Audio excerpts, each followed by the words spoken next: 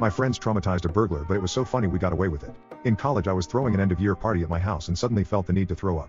Both of the bathrooms were taken, so as a last resort I ran outside and into the bushes. When I was finally done and looked up, I seen my neighbor's window open, which was weird because he was at the party and lived alone. I went over to the window and saw some guy with a travel bag stuffing everything valuable he could fit inside it. It took me a minute to realize what I was seeing, but when it hit me I ran back upstairs telling everyone there was someone robbing the house next door. A few girls called the police, but for the guy, it was already too late. Some of them picked up some brooms, one of them even getting a roll of duct tape, and all ran across to the house next door. The burglar sees them, panics, and tries to leave through the same window. By then, it was already too late, because the mob of drunk guys tackled him to the ground and hit him with their brooms. He just laid there absolutely terrified out of his mind when the rest of the guys came outside. The duct tape guy saw what was going on and started to tie the guy's hands and feet together. I have no idea why he just let it happen. Because after someone brought a giant trash bag outside and we fit his entire body inside of it.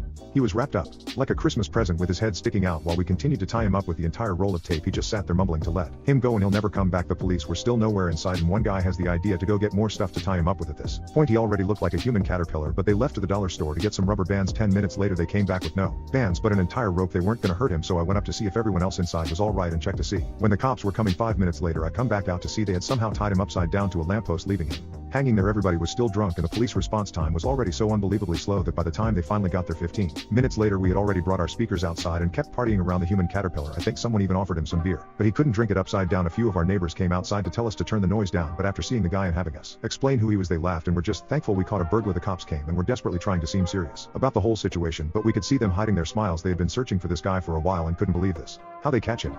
They weren't mad since we were all 18 and didn't hurt him. But the best part was, they got him down and put him in their car and literally just drove off while keeping him in his caterpillar.